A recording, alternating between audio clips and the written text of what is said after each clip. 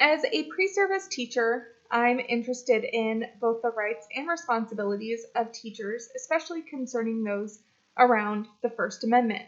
So I decided to look at the court case of Pickering versus Board of Education.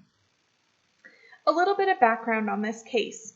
So the Board of Education of Township High School in Will County, Illinois, needed funds for 2 new schools.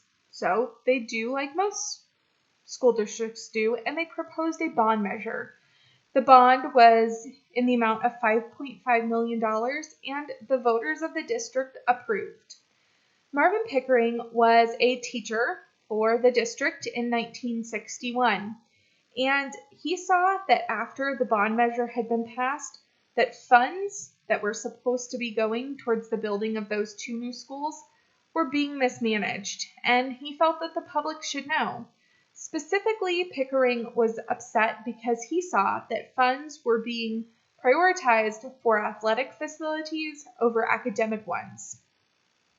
According to Pickering, a track field was not supposed to be involved in the bond, and yet there was a track field. And in some cases, classrooms only had 3 walls, which made it very difficult for teachers to teach and for students to learn.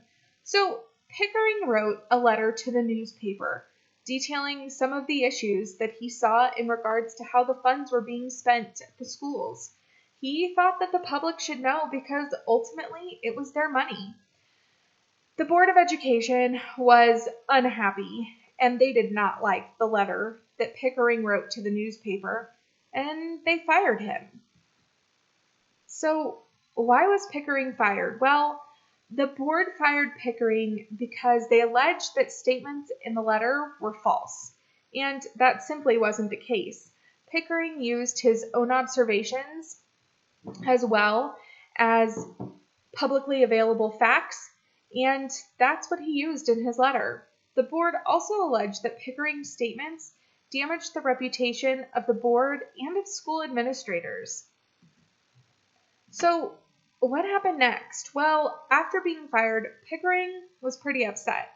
He went to work for a factory and he decided to sue, claiming that his First Amendment rights were violated. His case made it to trial court in Illinois, where he lost. But Pickering wasn't the kind of guy who gave up, so he appealed his case to the Illinois Supreme Court, and again, he lost. So, determined and feeling very much like his rights had been violated, he appealed again, and in 1968, 7 years after the initial incident happened, the U.S. Supreme Court agreed to take up Pickering's case. Well, what happened at the Supreme Court? So, in 1968, Pickering's case made it to the U.S. Supreme Court, and the court voted in favor of Pickering, 8-1. The dissenting vote came from Justice Byron White, and he didn't dissent outright. He just said that they needed more information, and he was in favor of sending it back to the states for more fact-finding. Justice Thurgood Marshall rejected the notion that public employees have to give up their First Amendment right to free speech when they accept government employment.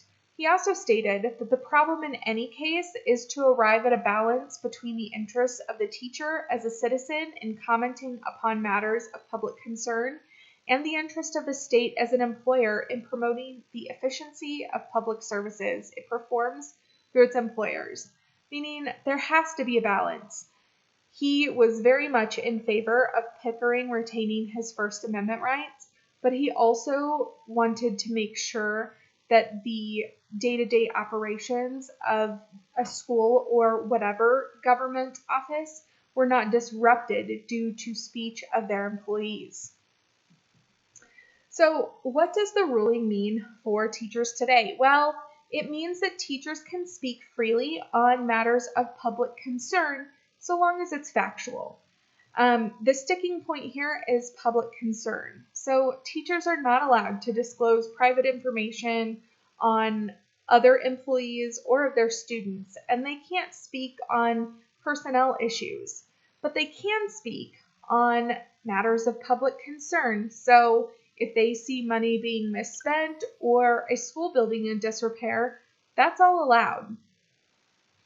And here are some resources that I used for this. I think this court case is absolutely fascinating, and there's a lot of information out there. So if you'd like, you can feel free to use the resources I found as a jumping off point and do some more of your own research.